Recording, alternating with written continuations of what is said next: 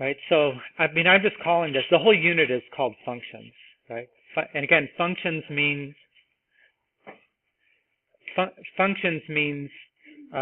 it's mostly about graphing, you know. Functions means mostly about graphing. Now you're supposed to, again, in Algebra 1 concept, you had functions before. You're kind of supposed to know that a function means that it's an equation with more than a variable. There's an independent variable, there's a dependent variable, and you know that for every time you plug in something for the independent variable, for x, you should get one value of y. Remember, you looked at sets of ordered pairs and you looked to see whether there was any repeating x coordinates. That's what told you it was not a function. Or you looked at a graph and you did a vertical line test.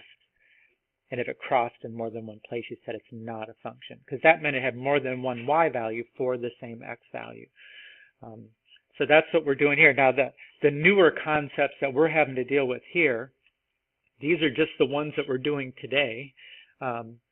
They may not make a lot of sense when we look at them, but we'll review them again at the end. My bet is we're going to do this lesson and the next lesson, and then we'll quiz on those two. We'll probably end up having 2 quizzes during the unit, and then that'll be the first one. We won't have a test until actually after Thanksgiving, because it's a long unit, and actually, you know, Thanksgiving is like right around the corner. I mean, this week you guys have Wednesday off, and next week is a full week, and the week after is Thanksgiving. So it goes fast now. A lot of days off. But the truth is, this is going to scare you a little bit. These are all the SOLs, essential learnings, that we're supposed to get to in this unit.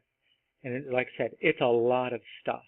And the ones that I'm trying to pick out today more than not are those. And then some of those are things actually you've already done. Like if you look at the top, the identify zeros and intercepts, that was kind of what we did in the polynomial already. We didn't do it with the graph, but we did do it. A lot of the stuff at the bottom, describe relationships between solutions of an equation, zeros of a function, x-intercepts of a graph. You know, we kind of did that stuff already. But the newer stuff is just that stuff right there. That's what we're trying to get to today.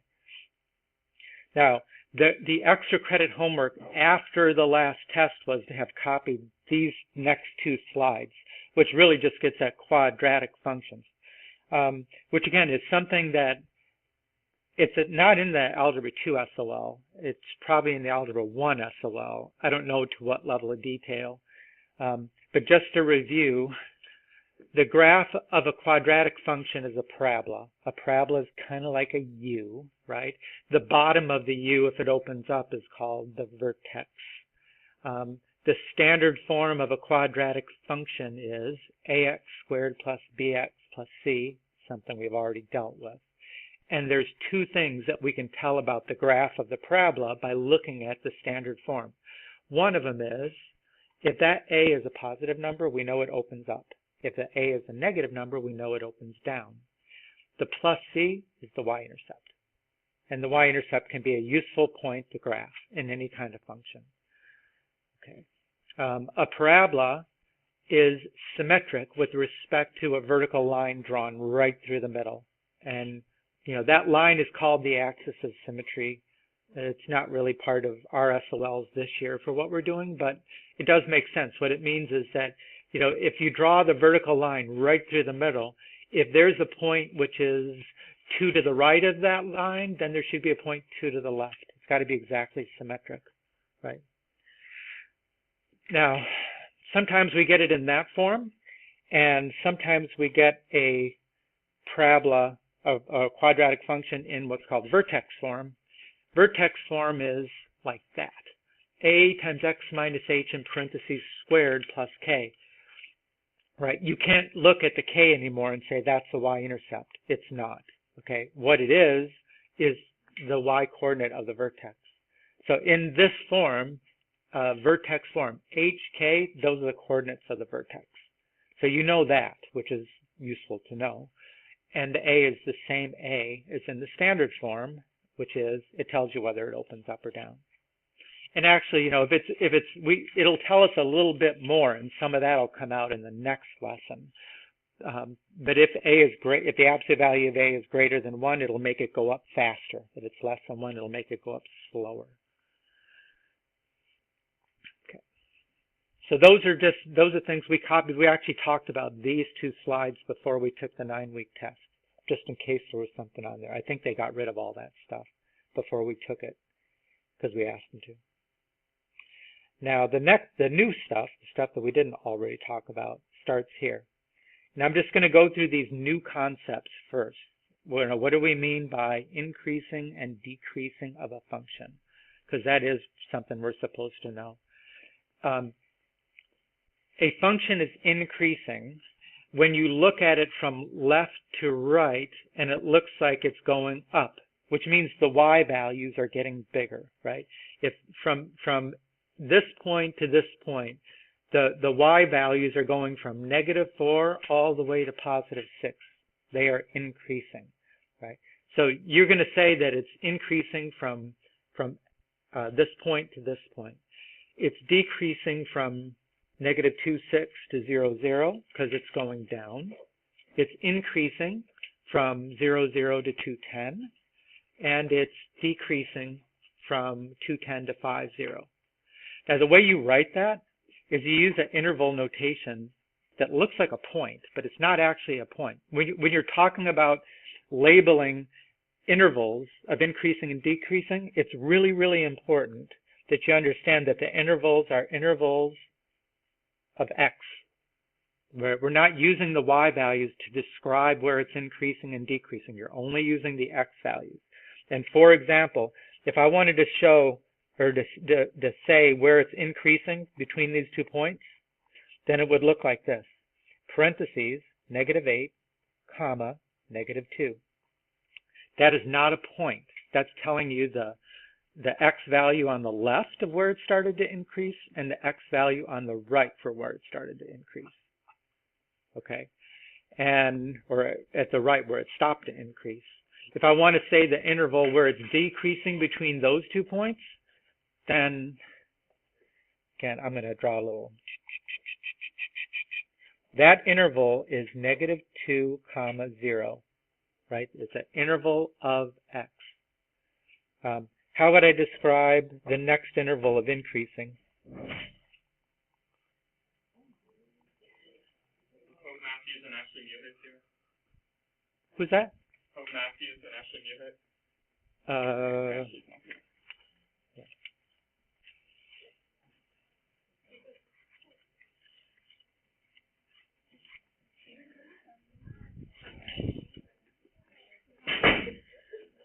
Okay.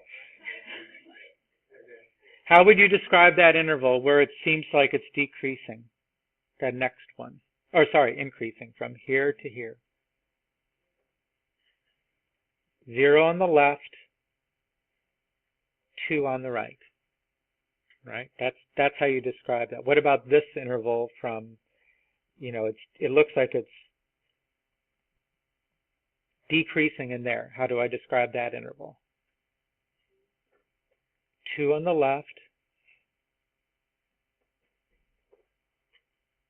What is the x value? 2 to 5. Right, that's what I mean by increasing and decreasing. Now there's 2 parts of that graph that I didn't address, right? That is this part which is to the left of x equals -8 and the part which is to the right of 5. Because of this arrow, which we can assume goes on forever, then we're going to say that this is increasing from the extreme left side of the graph all the way until it gets to -8. So clearly the right side of that interval is -8. Now, how are we going to name the left side of that interval? -infinity. Right? When you go to the extreme left side of the number line or the x-axis, that's -infinity. So this interval of decreasing looks like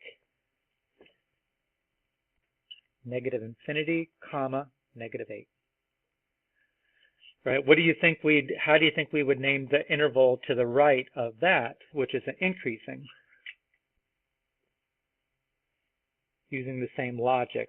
What would be the left side of that interval? 5, right? 5 is the left. What's the right side? Because it keeps going forever, right, in that direction, so you would say infinity. So that's what we mean by intervals of increasing and decreasing.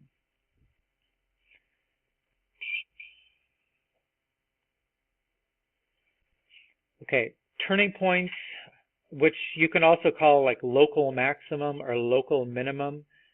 You can even actually, most of the time in real math, you call it relative maximum, relative minimum. When you get to calculus, you'll call it that. But the turning points in a graph are where it changes from increasing to decreasing. Like, it's decreasing until it gets to that point. It's increasing afterwards. So that's a turning point of the graph. That's a turning point. That's a turning point. Turning point, turning point. Right? Just where the graph changes direction. They're also called either local maximum or relative maximum. Meaning, for example, that like this point right here would be considered to be a local minimum. It's not the minimum of the whole graph. In fact, there's lower points over here, right? There's y values less than 0 over here. So this is not the minimum value for the whole graph, but it's the lowest value in its area, right? It's definitely where the graph changes from decreasing to increasing, right? This point here is a local maximum. Right? It's not the maximum point on the graph because it's higher over here and it would be higher over here. But it's the highest point in its area, right? In its vicinity, right? It changes the graph from being increasing to decreasing right at that point. So those are, I think in algebra 2, they probably call them more like turning points.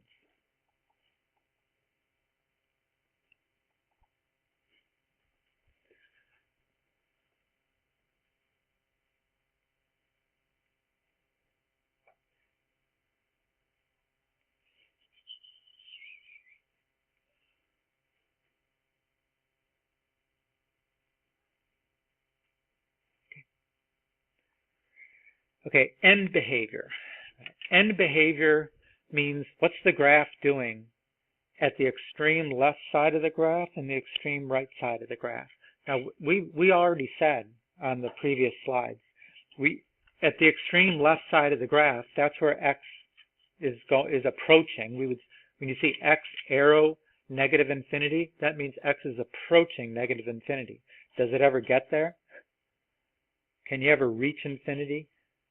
No. By definition, infinity is always out of reach, isn't it? So you would say as x is approaching negative infinity, that means that as you're going to the left, what does it look like the y values as a function are approaching? I mean, they're going infinitely down, which must be negative infinity. So on this particular graph, as x approaches negative infinity, y approaches negative infinity. Right? On the right side of the graph, that's where x is approaching positive infinity. As I go that direction, what does it look like the y values are doing? They're going to positive infinity. So that's what we mean by end behavior of a graph. What's it doing at the extremes? And I think this is the way that you will see this presented. If you go to math analysis, they may not do it that way. Even our textbook may not say it that way. I know the textbook that I used last year, it would say down to the left, up to the right, up to the left, down to the right. The math analysis textbook says falls away to the left, rises to the right, rises to the left, falls away to the right. But I think this is more along the lines of the way we're supposed to understand it, as x approaches negative infinity, as x approaches infinity. You're familiar with the infinity symbol, right? Kind of like an 8 sitting on its laying down. Let's see, is there any more new concepts here? Multiplicity. Okay. Multiplicity means, and we've already dealt with zeros and linear factors, right? We did that in the last unit.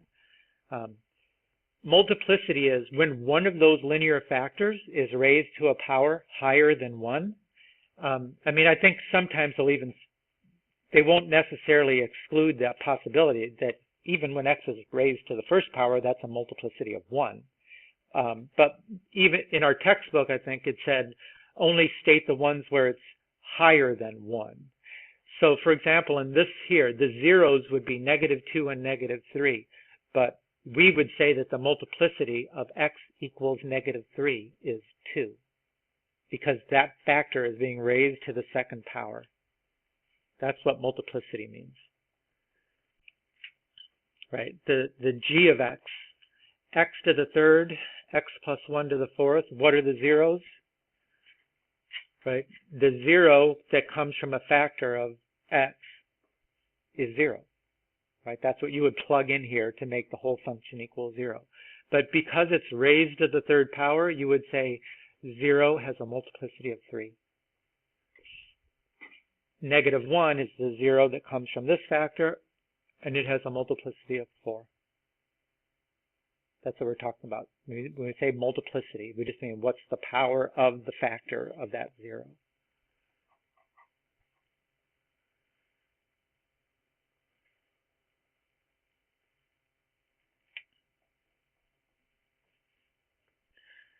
You know, it's important that if you have to answer the question, like state the zeros and the multiplicity, that you don't say -2, -3, multiplicity 2. You got to assign that multiplicity to a 0, right? Don't just say it like it's a general statement about the whole function and all the zeros, because the multiplicity only applies to that particular 0. You know, usually you would, you know, the way I've done it before is I would have said -2, like this. I would have probably said -2, comma, -3, and then in parentheses I might say mult for multiplicity 2. Something like that. Just make sure the multiplicity applies just to that 0. I think that's all the definitions of new terms that we probably didn't see before. So what we're going to do is we're going to use the calculator to investigate those concepts and a little bit more for polynomial functions of degree 1, 2, 3, and 4. And you can follow along in your calculator and see how this works. You know, part of this is, you know, something you can do. It's different. You also need to know how to use a calculator. Okay. I mean, there's some of this stuff that if you're still struggling with like, how do I enter a function and things like that, then that's not good, because the whole point of the calculator is supposed to make things easier, not just turn it into a whole bunch of, you know, steps to memorize that you really don't know why you're doing it or why it's going to come up with the right answer. So hopefully this will be a chance to like use the calculator to just so we're all starting on the same place. How do you clear the memory in the calculator?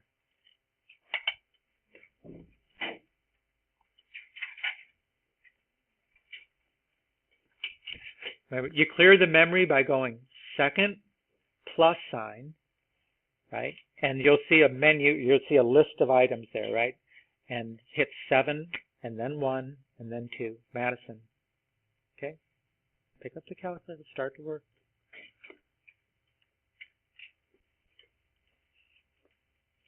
So turn it on. Second plus 7, 1, 2. And then just hit enter to get back to a blank screen. A lot of times, if you're getting an error with the calculator for whatever you're doing, sometimes if you clear the memory and try it again, it works. So it's good to know what it is and not just be staring at it going, what's going on? I thought I did everything right. So the first kind of function, linear, and we're familiar with linear, right? Linear is y equals mx plus b. And we're going to deal with two situations, right? The m, what does m represent? The slope is greater than 0, and the slope is less than 0. I graphed, and you should graph, f of x or y equals x minus 1. Right? Where do you enter that in the calculator? Yeah, you go to the calculator, the y equals button up here in the top left corner. You know, if it's something is solved for y, then y is a function of x. That's where you put in functions. So you put that in, you get a graph that looks like this. Now, what would we say is the degree of that function? It's 1, right? 1 is the highest power of x, so the degree is 1. How many real zeros do you see on that graph? Right, there's 1 0, looks like it's right here. Actually, we know what it is 1, right? Because the factor is x minus 1, so the 0 must be 1. So the number of real zeros was 1. How many turning points does it have? Does it turn at all? No, straight lines don't turn, so it's 0. And is there any multiplicity of the zeros? No, there's just, though x equals 1, it just occurs from 1. What's the y-intercept? You know, we know y-intercept is the plus b comment, so that's -1. And intervals of increasing and decreasing. What's this function doing from one side to the other? It's increasing, right? So how would you say that is an interval if it's increasing from the extreme left to the extreme right? Negative infinity to positive infinity, right? Increase, negative infinity to positive infinity. And the end behavior, what's it doing as x approaches positive infinity? What are the y values doing? They look like they're approaching positive infinity. And what is it doing as the x values approach negative infinity? They look like they're going to negative infinity. So this is y approaches positive infinity. Y approaches negative infinity.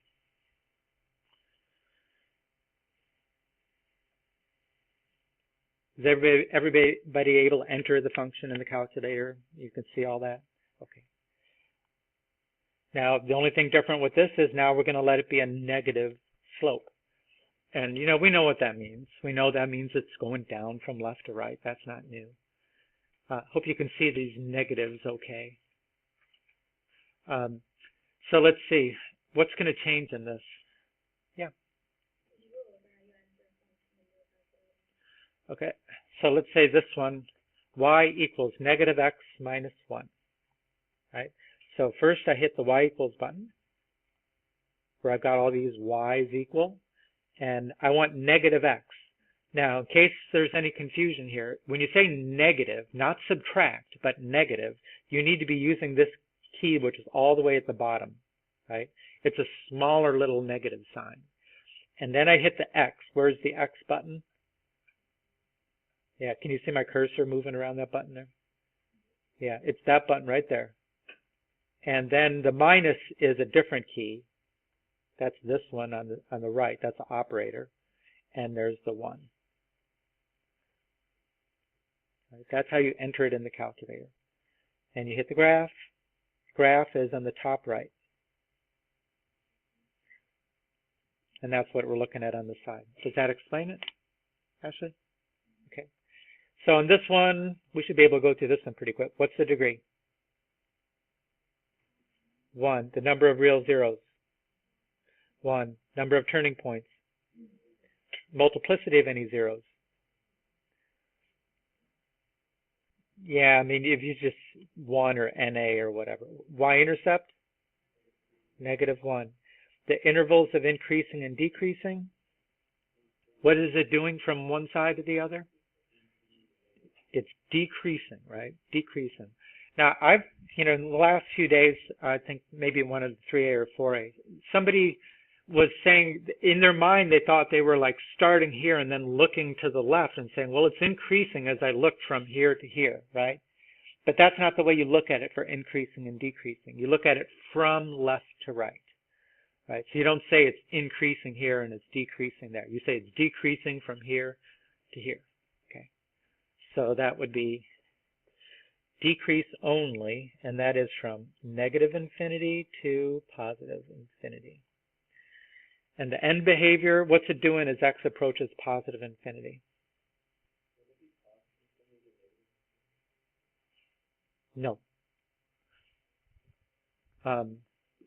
It's decreasing. Remember, these are intervals of x, right?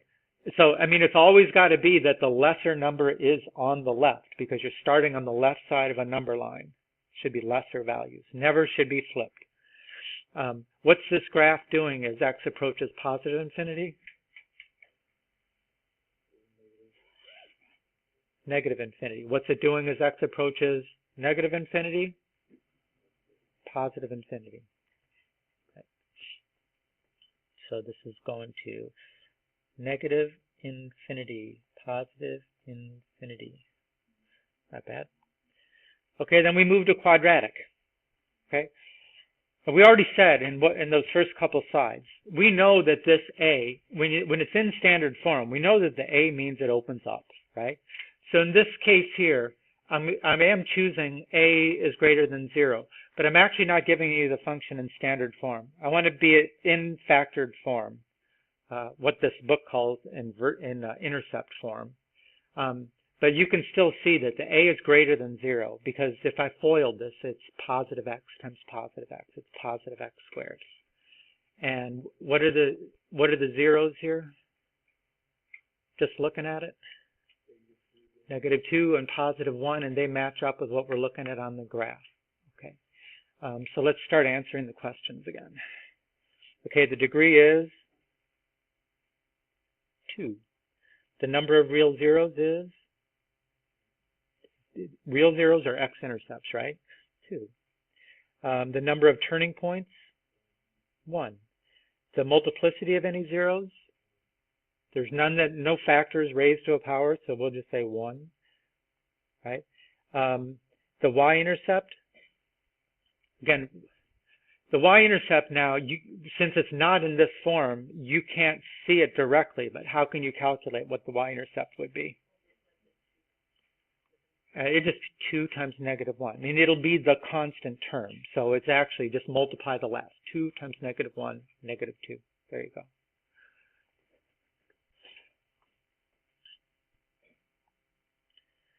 Okay, now intervals of increase and decrease. What's it doing from the left side of the graph until the vertex? It looks like it's decreasing, right? So now one thing that we don't know for sure, although we could figure it out, since it's changing its direction right there at that point, we kind of need to know what the x value is right there. And, you know, if we had it in standard form, there's a formula for that. It's negative b over 2a. Yeah. If you have it in this kind of a intercept form, it's just the average of the intercept. So what's negative 2 plus 1 divided by 2? Negative 1/2. You know, when you're looking at it on the graph, it's okay to approximate. You know, the truth is that when you're doing a quadratic function, we do have a way, without resorting to calculus or a calculator, to figure out what is that point. But for any polynomial above that, we really don't. So, you know, it's okay to, at this point, if you want to approximate that as negative 1 or 0, that's okay. I know that it is actually x equals negative 1/2. So how would I state this interval of decreasing? Where does it start? Right, this part of the graph, we can assume that this graph goes on forever, right? So it's decreasing from negative infinity until negative 1/2, right? Negative infinity to negative 1/2. Okay, and then that is the decrease side, right? This is the increase side. What's the left side of that interval? What's the x value on the left side of that? Negative 1/2, right? That's where it stopped decreasing and started to increase, so it'll be negative 1/2. And then what's the right side of that interval? Positive infinity. Right. Okay, what about end behavior? What does it look like it's doing to the left and to the right?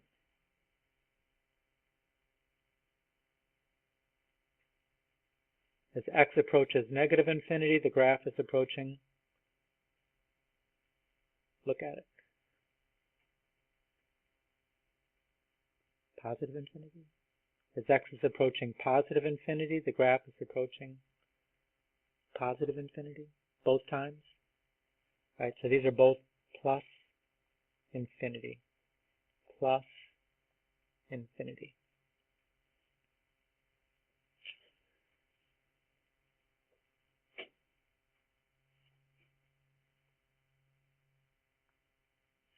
Okay, now all I've done is I've flipped it upside down. Right, now with the a less than 0, it's opening down. So if you're doing this, you should put that in the calculator. Negative x plus 2 times x minus 1. I mean, what would be the value of a there?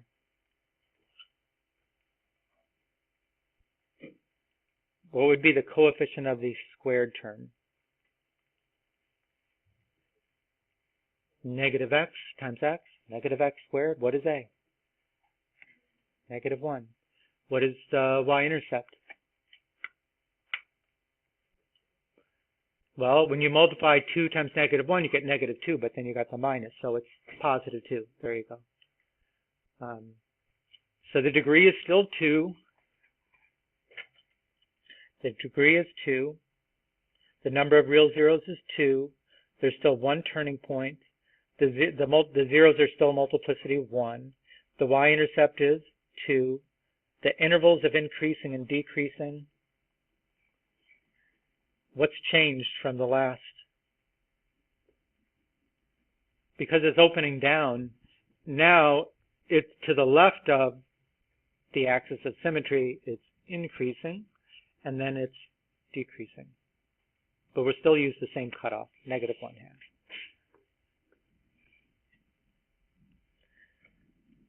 So this would be x equals negative 1/2. So the interval of increase is negative infinity to negative 1/2. The decrease is negative 1/2 to positive infinity. And what's the end behavior on both sides? Right? What's it doing to the left and to the right? It's approaching negative infinity.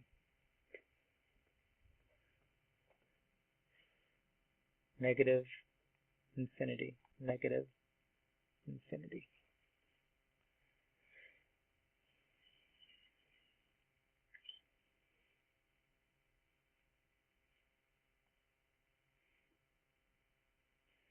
Now, if you have this in your calculator,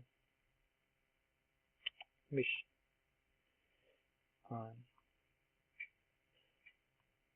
y equals clear.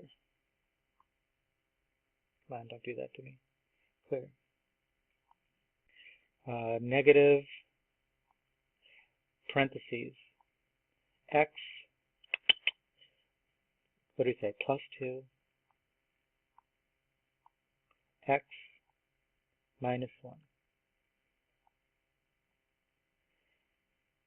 Right, I hit the graph. You also have a key, if you notice to the left of the graph where it says trace, if you put a trace on it, the cursor jumps to the graph, right? And if you left arrow back and forth, you know, you can get a pretty good idea of where that vertex is. It's not exact. If all you do is use the trace key, you're not going to get exact values. But we're just approximating now anyways. So if you use the trace key to find, you know, give yourself an approximate cutoff point, that's fine. Okay. Now, we are not done with quadratics. Right? This one, we still got a less than 0, but we've dealt with things like this before, right? This was the perfect square trinomial, right? It's negative x plus 2 squared. So how many real zeros does it have? It just has the 1 there at negative 2. So, you know, this is a big part of the reason that they talk about multiplicity in the SOLs is that we're supposed to understand what's the effect of multiplicity on the graph. So you notice here, okay, let me go down the list. The degree is 2. The number of real zeros is 1. The number of turning points is 1. The multiplicity of that 1, 0 is 2. The y-intercept is, yeah, I mean, if you FOILed x plus 2 times x plus 2, you'd get positive 4. I need to stick a minus in front of it, negative 4. How could you confirm that with your calculator? Why don't you go to the, if you put that in the calculator, right, negative x plus 2 squared, then go to the table of values. Second table. It's above graph. I don't have that function in there, but where would you be looking? You'd be where x equals 0, you're on the y-axis. The y value is the y-intercept. So this one had negative 4. Now we know pretty well what is this value right here? X equals negative 2. That's the axis of symmetry. So how would we state this interval of increasing? Where does it start? Negative infinity, and it ends at negative 2. Okay, and then it starts decreasing from negative 2 to positive infinity. What's the end behavior? On both sides, what's the end behavior? Negative infinity.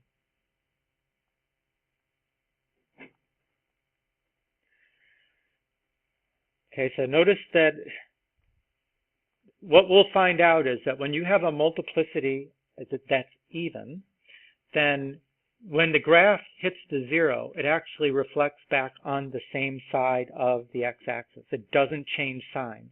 Okay, why wouldn't it change sign? Because you're squaring it, right? So when you square a positive or you square a negative, you get a positive. It doesn't change sign. Now, the fact that it had a negative in front of it meant that it was negative before it got to x equals negative 2, and it's negative after it gets to x equals negative 2. Yeah.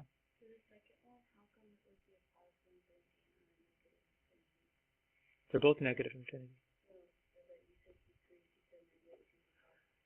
Okay, because these are intervals of x, right? So it's the left side of this interval is negative 2.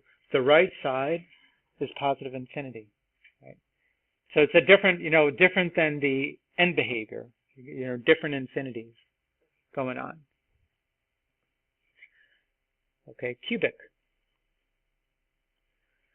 Right, the standard form of the cubic, and when we start using the calculator to do scatter plots and that's exactly the formula they give you for the standard form of a cubic. Ax to the third plus bx third plus cx plus d. Right, now the leading coefficient is still a. The constant term now is d because there's one more term in it. If the a is greater than 0, I mean, you can, just to play around with it, you could put yourself in 3 linear factors, which means that, we could go through the process of multiplying them, but the first term would be x times x times x, which is positive x to the third. So a is greater than 0. And now look at the shape of the graph, right? It looks like it's increasing until it gets to a turning point, and then it's decreasing until it gets to another turning point, and then it's increasing the rest of the way. So what is the degree? Degree is 3, the highest power of x, the number of real zeros.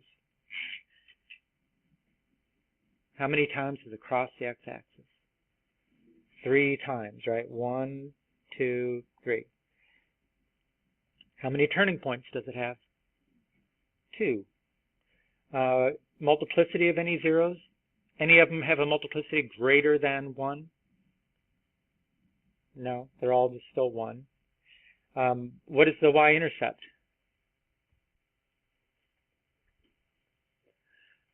I mean, just multiply the last terms. 2 times negative 1 times negative 3. Positive 6. Right? If you put it in your calculator, go to the table of values. Where x is 0, what is y? It's 6.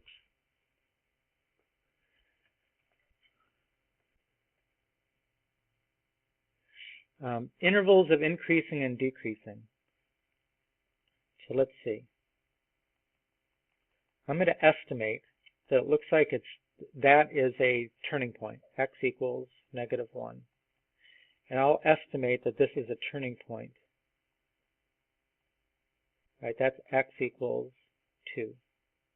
So how would I describe this interval of increasing?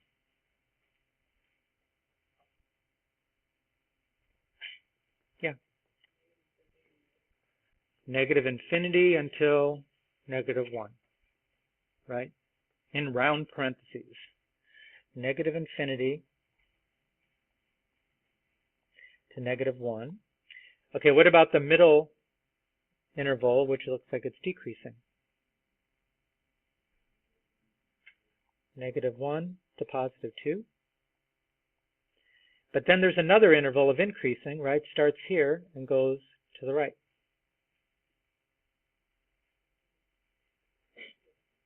To infinity. So there's more than one interval of increasing.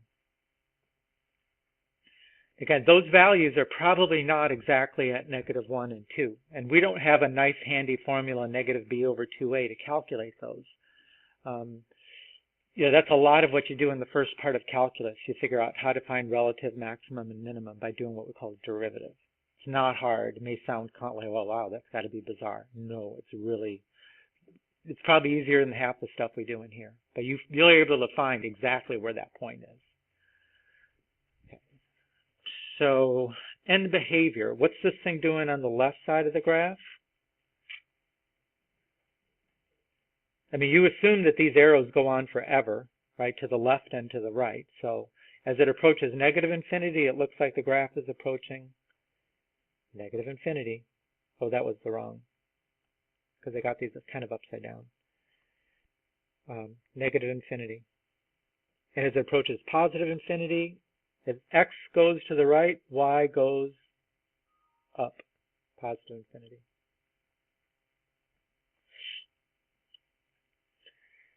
Okay, so the next will be, okay, what happens when you stick a negative in front of it, right? If I've got the same function, I just put a negative in front of it, which means that a is less than 0. So instead of like the parabola, which is opening up, opening down, for a cubic, if a is greater than 0, then it goes like this, kind of like a positive slope. If a is less than 0, negative slope, right? It's going from high to low. Anything else changing about that function? The degree is the same. Well, the y-intercept changes. The degree is still 3. The number of real zeros is 3. The number of turning points is 2. None of the zeros have a exponent, so other than 1, so it's just 1. The y-intercept now is 2 times -1 times -3 is 6 times the -1, -6, which makes sense. Okay, now our intervals are different. I mean, the x values are the same. It's just what was increasing before is now decreasing, and vice versa.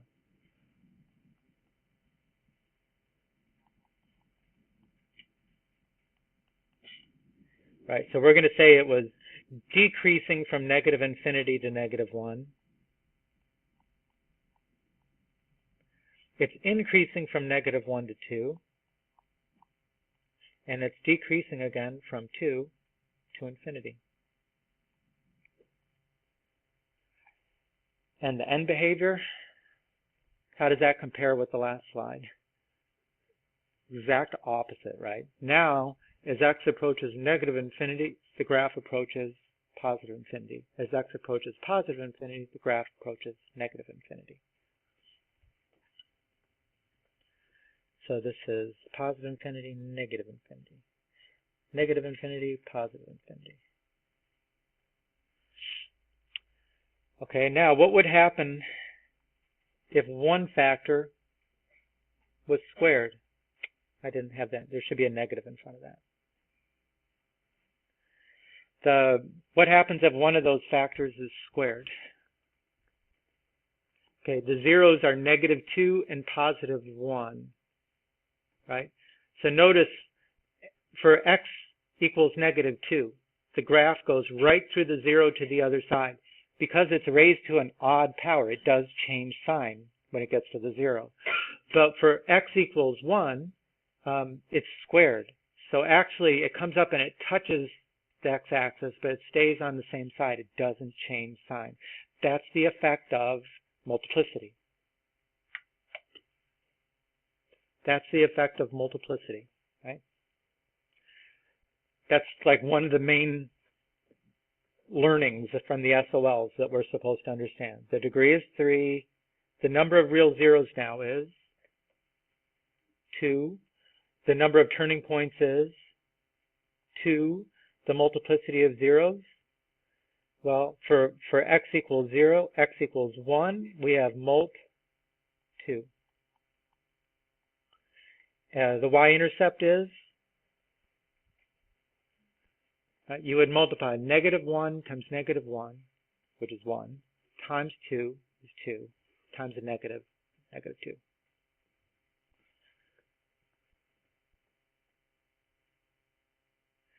Intervals of increasing and decreasing.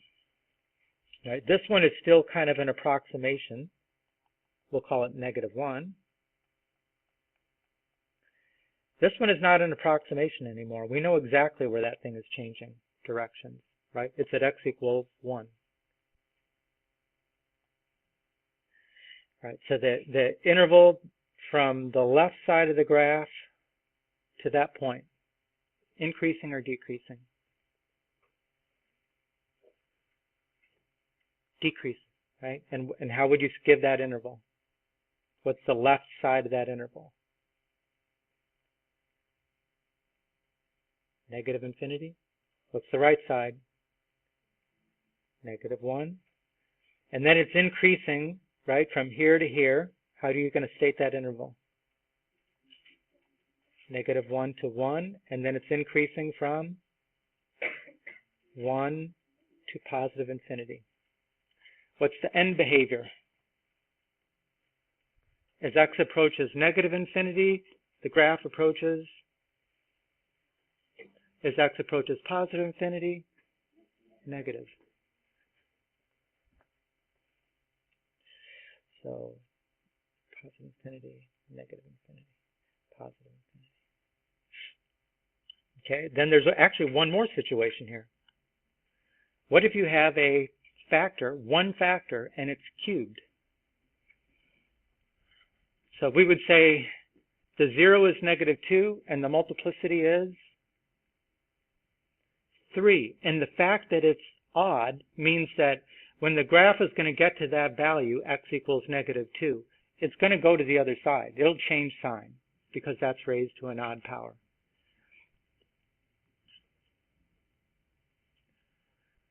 So let's see. Degree. This is where it gets interesting. The degree is 3.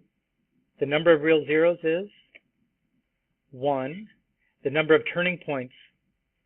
Well, before we do that, what do you think the graph is doing? How would you describe this graph as from -infinity until it gets to -2?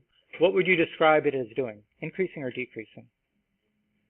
It's increasing. Okay, what is it doing from -2 to +infinity? Does it ever change direction? No, it's increasing for the entire graph. It's increasing. Does it kind of look like it's doing something in there? It does, but it doesn't have any local maximum or minimum. It just it gets really close in here, and then it slows down how much it's increasing, and it crosses over, and then it's going up slowly, and then it takes off again. But it's always increasing. This thing increasing from side to side. So the number of turning points? None, right?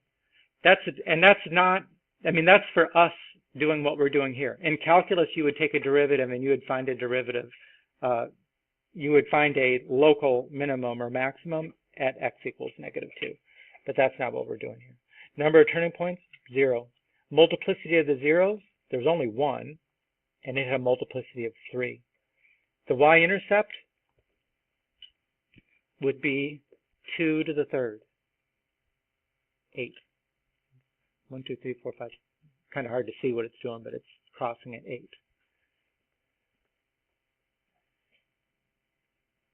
And intervals of increasing and decreasing. It is increasing from negative infinity to positive infinity. And it's decreasing never. The end behavior, what's it doing on the left side of it?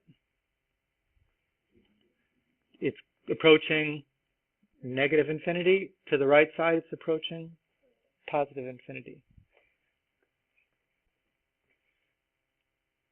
So positive infinity, negative infinity. Now, the truth is that, you know, when you see that the graph passes through, you know that the factor must have been raised to an odd power. Multiplicity must be odd. You know, is it possible that it's only raised to the first power when it kind of still has a little bit of a wiggle in there? No, I mean, you can see that it's probably not just a linear factor that's causing that, because that would have been just a straight line if it was to the first power, right? And again, when you get to calculus, you know, what you can see, okay, maybe it doesn't completely change from increasing to decreasing in there, but doesn't it look like it's kind of like curved down like that, and then it's curved up like that, right? So there's points of inflection. That's stuff you do when you take second derivatives and stuff. There's a lot to that graph. Okay, then we can get to fourth power, right? And again, what do you call a fourth degree polynomial? Quartic. Now, in your calculator, do this for me, right? So hit the stat button. You see stat? See stat? It's right here, right in the middle, almost at the top. And then arrow over to the calc where it says C-A-L-K. And you'll see that when we start doing scatter plots with polynomial functions, that these are your four options: linear, quadratic, cubic, and quartic. Right? That's why we're going to talk about those four, because those are actually the ones that we've got in the calculator. Now, there's other functions that are down below, but there's no more polynomials in there. Now, you see this graph? It's kind of hard to see what it's doing because, I mean, let's say that it's going off, like even our other slides, you know, there was at least one side of it that was going off towards infinity, right, on both sides. And I would assume in this one that that's here and here. But what's going on here where it's off the screen? Well, I can't quite see, right? But what I can do, and this will be, again, something that we do a little bit more of tomorrow, is if I want to pull this function back, because I'd kind of like to see the turning points in the graph, I could multiply everything by a constant less than 1. That'll make the y values shrink, and I'll be able to see the graph. So on that one in particular, I actually multiplied it by 0.5 and see what it did to the graph. Right? By cutting all the y values in half, those that were off the screen before now are on the screen. So that's the effect of multiplying by an a which is less than 1. It shrinks the graph so it won't go up as fast. And now I can see exactly what's going on, right? The graph looks like it's decreasing until it gets to a turning point. It's increasing until it gets to another turning point. It's decreasing until it gets to another turning point, and then it's increasing to infinity, right? So fourth degree polynomial, how many real zeros do you see? 1, 2, 3, 4. How many turning points do you see? 1, 2, 3. Like I said, we would have to estimate where we think this thing is changing direction. I would probably, let's estimate it as -2. I think it's a little bit less than that, but let's say -2, 0, and 2 will be our ends of our intervals. So the degree is 4. The number of real zeros is 4. The number of turning points is 3. The multiplicity of the zeros, they were all raised to the first power, so that's 1. The y-intercept You could pretty much see it on the graph, but -3 times -1 is 3 times 1 times 3, so it'll be 9 times a half, which is 4.5.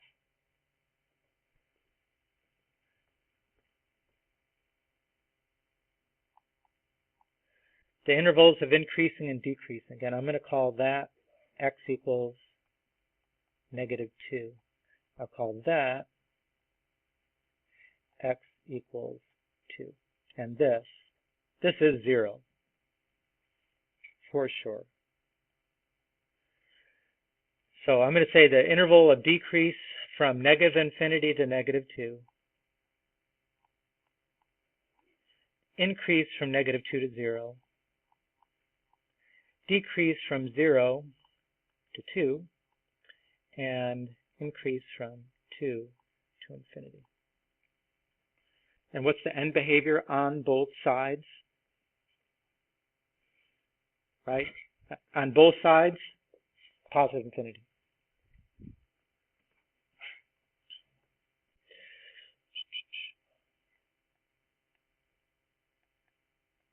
Excuse me, I need to see Syriac or Petito in attendance, please. Okay.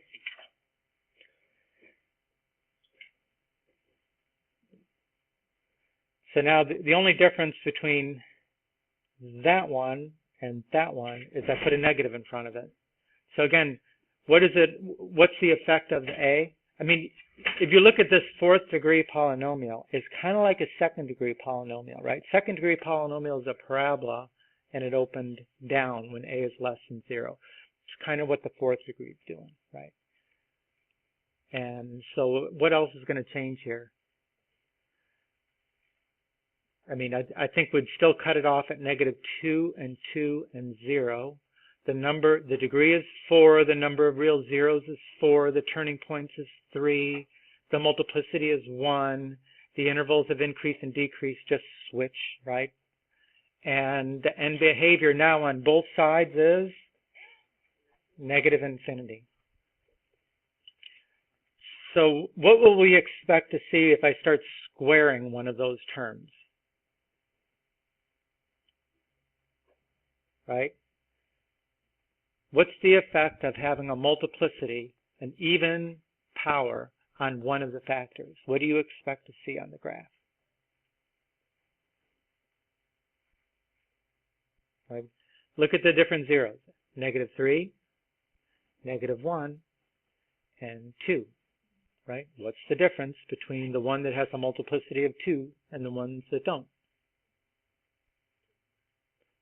It stays on the -1, it stays on the same side of the x-axis, right? It doesn't go straight through the x-axis. It stays on the same side because it doesn't change sign, right? Because it's raised to an even power. And that's what we would expect it to do. What if, I'm not going to fill in all those because I know this is getting too long. What if I made it 2 zeros and they both had an even multiplicity? Then what do you see with the zeros?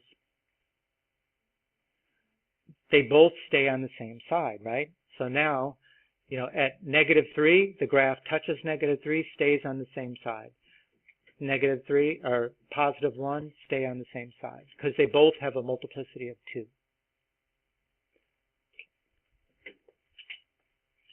I think I put in what if one of them has an exponent of 3 and the other one has an exponent of 1, right? I mean, that'll make it a 4th. X to the 3rd times x is x to the 4th. And why did I multiply by 0.25? Just to get the whole graph inside. Otherwise, it was like even 0.5, it wasn't on the screen, right? So I wanted, now, on your calculator, you can zoom in or zoom out. But I didn't do that. I just multiplied by the 0.25.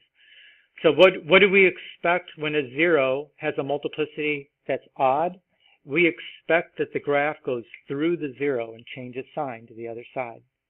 But do these two zeros look like the same thing? You can definitely see there's a little bit of a wiggle in this one here, which implies it's not to the first power, because if it's to the first power, it would just go straight through the graph. That's a linear factor. It would go right through the graph. This one, just looking at it, I would definitely see, it looks like it's got one little turn, two turns. It starts and ends at the top, so it's got to be a even degree polynomial. And I would guess that that's from a factor which is raised to the first, and maybe that's raised to the third, because it does go through. What is the graph? How would you describe the interval of decreasing, which starts on the left side? Where would you say it ends decreasing? About right there. I mean, it doesn't stop decreasing when it gets here. It's decreasing really, really slowly, but it's continuing to decrease until it gets to there, and then increasing to that point. And what's the last possibility when it comes to exponents of linear factors for a fourth degree polynomial? You could have a factor raised to the fourth power, right? So it means you've got 1, 0, 3, multiplicity is 4, right? Because the a is less than 0, it opens down. How many turning points do you see there? It just has the one turning point, right? It doesn't have 3. So if I was going to say that, I would say degree is 4, number of real zeros is 1, number of turning points is 1, multiplicity is 4. The y-intercept, you can't see it on the graph. Can you tell me what the y-intercept would have been? Negative 3 to the fourth is 81 with a negative, negative 81. So it's way down here across, where it crossed.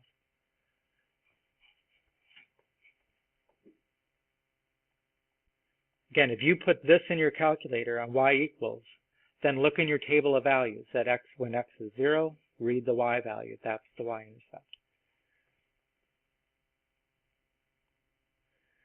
So here's the things that we can kind of generalize now about what we learned.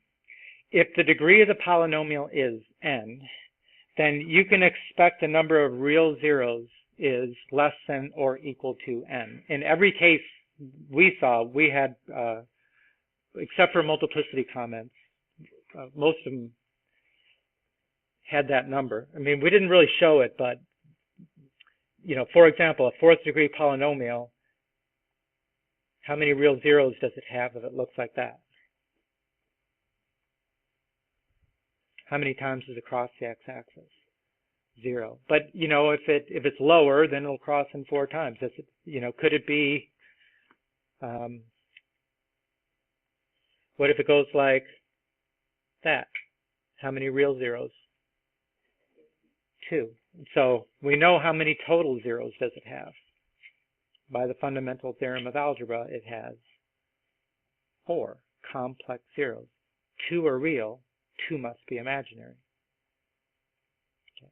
Okay. So we know that the number of turning points is less than or equal to n minus 1.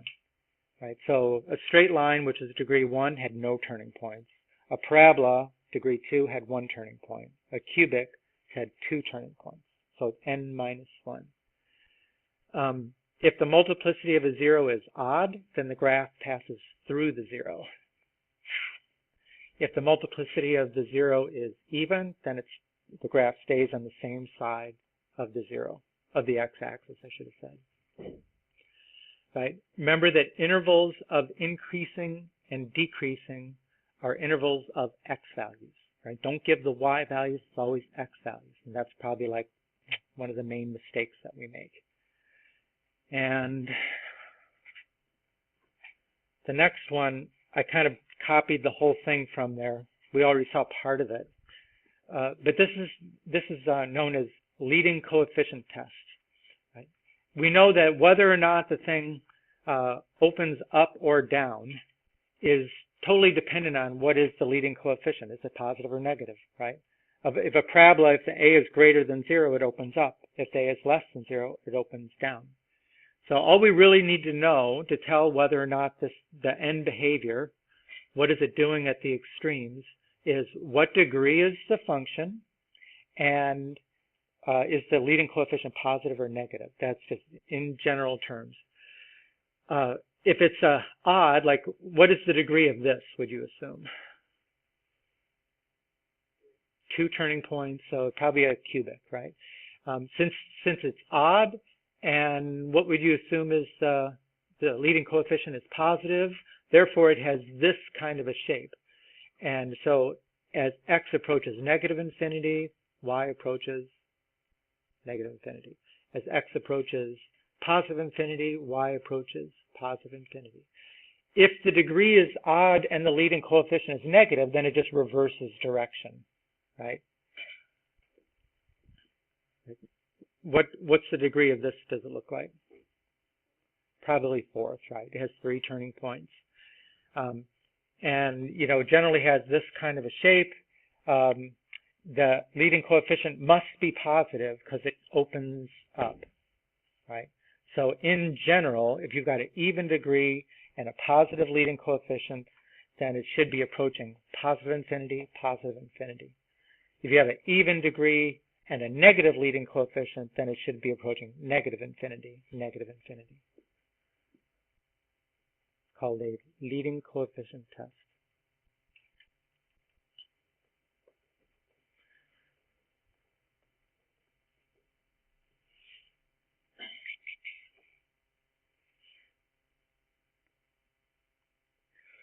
So I'm going to give you a few problems to do for homework, which they're going to be written up here, okay? And they're going to be just like this. So I'm going to do one for you here. This is what I'm expecting that you're going to do on the homework problems. Sketch the graph. You don't need a calculator for this. Just with what we just learned of a polynomial function. It has a degree is 4. The a is 2. It has zeros at -5, 0, and 3, but the 0 at 0 has a multiplicity of 2. So we're going to sketch the graph, estimate the intervals of increasing and decreasing, and describe the end behavior. Okay, so degree of 4. Let's see. Let me graph x, y. The zeros are at -5, 2, 3, 4, 5, 0, and 3.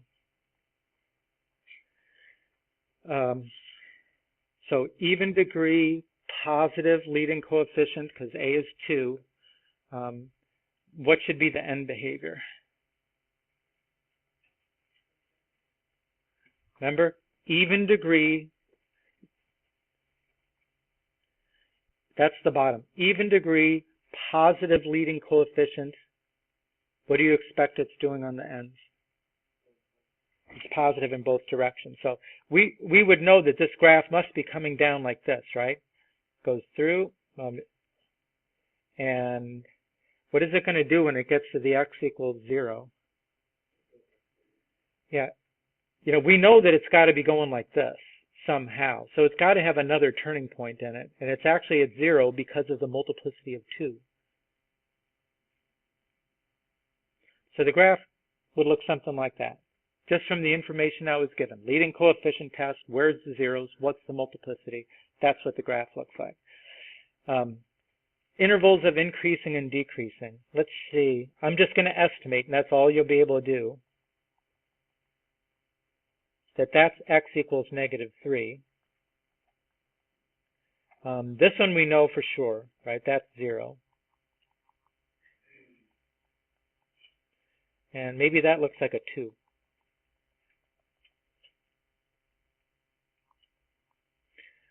So how will I describe this interval right here?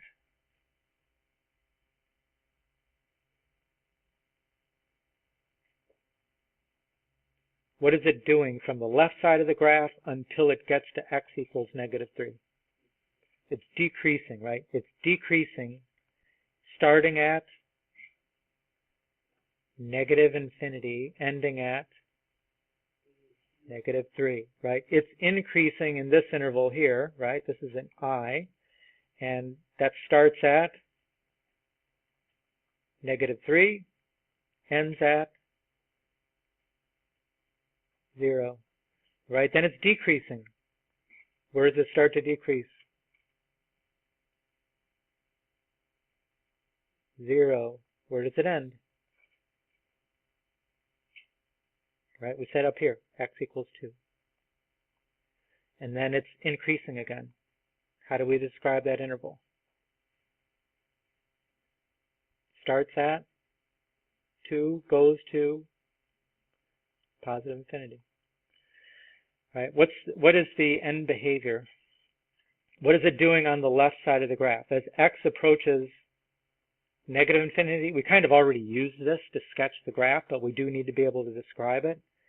Right? As x approaches negative infinity, the graph is approaching positive infinity. As x approaches positive infinity, the graph approaches, what's it doing? As x goes to the right, y goes positive infinity, up.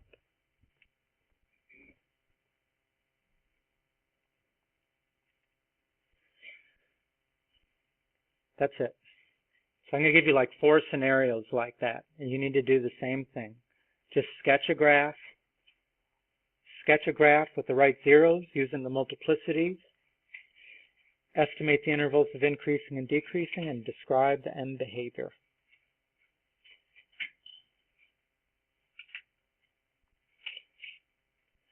And I didn't finish that slide, but that's okay. So now when we read these, I think we understand what we're talking about. Identify intervals, functions increasing and decreasing. Describe end behavior. And identify zeros of a multiplicity greater than 1 and describe the effect of those zeros on the graph. Those are the SOLs, the standards that we're supposed to be living up to. So there's the homework. You know, these 4 right here. I'm giving you the degree, the value of A, the zeros, and if there's a multiplicity that goes with it, I've given you that. So sketch it, estimate the intervals, describe the end behavior.